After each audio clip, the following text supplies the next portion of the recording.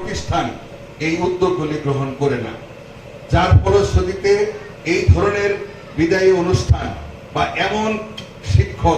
এমন কিছু শিক্ষক রয়েছেন যারা সত্যিকার অর্থে ওই এলাকার জনগণের সন্তানাদি যারা রয়েছেন তারা আজকে বাংলাদেশ না পৃথিবীর অনেক জায়গায় প্রতিষ্ঠিত এই সমস্ত কৃতিমান শিক্ষকদের জন্য তাদের যদি ন্যূনতম আমরা সম্মান না করি, ন্যূনতম যদি তাদের কথা আমরা স্মরণ না করি, তাদের প্রতি যদি আমরা সম্মান না দেখাই, তবে আমার মনে হয় যে সম্মানিত শিক্ষকদের ছোট করা হয়, অপমান করা হয়। সম্মানিত সুধীমণ্ডলী, শিক্ষক পিতৃ সমতুল্য, এটা অস্বীকার করার কোনো সুযোগ নাই। একজন সন্তানের জন্মদাতার যে দায়িত্ব, তার চাইতে কোনো অংশেই একজন শিক্ষকের দায়িত্ব কোনো অংশে কম না।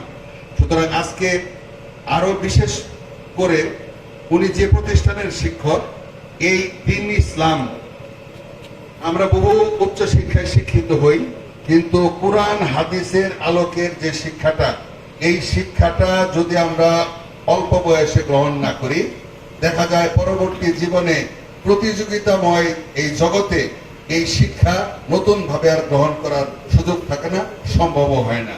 যে কারণে দ্বীন ইসলামের শিক্ষাটা শুরুতে অল্প বয়সেই আমাদের অভিভাবকরা আমাদেরকে পাঠিয়ে দেন এবং আমরা শিক্ষাটা গ্রহণ করি।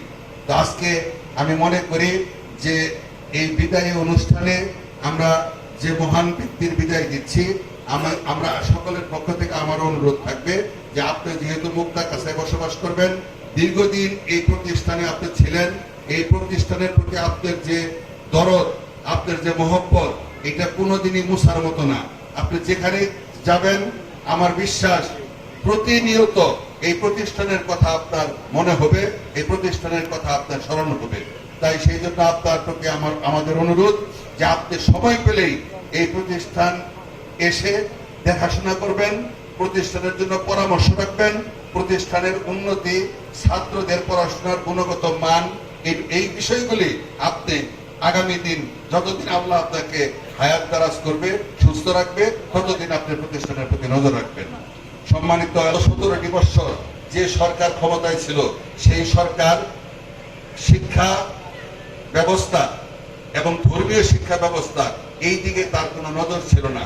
আপনারা জানেন 17 বছর শিক্ষার যে পরীক্ষার পাশের হার, যেভাবে তারা ছাত্রের উপর দিয়ে ফল প্রকাশ করত, এই ফলগুলি সঠিক ছিল না, রেজাল্টগুলি সঠিক ছিল না। শিক্ষকদের পরামর্শ দিত যে 100% পাস করাই দিতে হবে, এরকম নির্দেশনা একজন সরকার প্রধানের বা সরকারের দেওয়া, এটা এইভাবে তারা গত 15টা বছর শিক্ষা ব্যবস্থাটাকে পরিচালনা করছে। আপনারা লক্ষ্য করছেন এবার শিক্ষার ফলাফলের রেজাল্ট কিন্তু অনেক খারাপ, কারণ এই যে বিগত দিনের যে চাপটা ছিল, এবার কিন্তু সেই চাপটা ছিল না, যার ফলে প্রকৃতভাবে খাতা দেখা হয়েছে, রেজাল্ট দেখা হয়েছে। যারা পড়াশোনা করছে তারাই শুধু পাস করছে। আপনারা বিষয়টা খেয়াল করে দেখবেন। তো যাই হোক, আমি মনে করি যে ইনশাল্লাহ বিএনপি এখনো ক্ষমতায় আসে নাই, আগামী দিনে যদি সুষ্ঠু নির্বাচন হয়, মানুষ যদি ভোট দিবার সুযোগ পায়, দীর্ঘদিন মানুষ ভোট থেকে বঞ্চিত, আমার বিশ্বাস যদি ভোট দিবার সুযোগ পায়, ইনশাল্লাহ আমরা আশা করি বিএনপি ক্ষমতায় আসবে। তো বিএনপি যদি ক্ষমতায় আসে, বিগত 2001 সালে তখন বাজেট ছিল কম, আপনাদের খেয়াল আছে, অতি অল্প বাজেট কিন্তু 2001 সালে ওই আমলে ছিল, কিন্তু এখন বাজেটের পরিধি কিন্তু অনেক বেশি। শিক্ষায় বলেন, স্বাস্থ্যে বলেন, যোগাযোগ ব্যবস্থা বলেন, বিভিন্ন সেক্টরে যে বাজেট, এই বাজেট অনেক বেশি, কিন্তু লুটতরাজের কারণে 17 বছর এই বাজেট সঠিকভাবে কাজে লাগে নাই। কারণ যারা এমপি ছিল, যারা জনপ্রতিনিধি ছিল, তারা জনগণের ভোটে ছিল না বিদায়ী।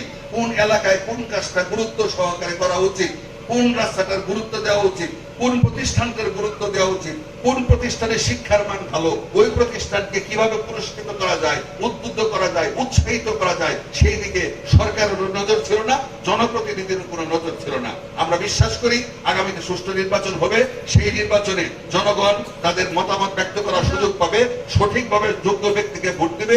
আমরা বিশ্বাস করি যোগ্য ব্যক্তি যদি জনপ্রতিনিধি হয়, অবশ্যই দ্বীন ইসলাম শিক্ষা প্রতিষ্ঠান, ধর্মীয় প্রতিষ্ঠান, এই সমস্ত সামাজিক প্রতিষ্ঠান, এই প্রতিষ্ঠানগুলির অবশ্যই 2001 সালের মতো আবারও উন্নয়নের দিকে ধাবিত হবে।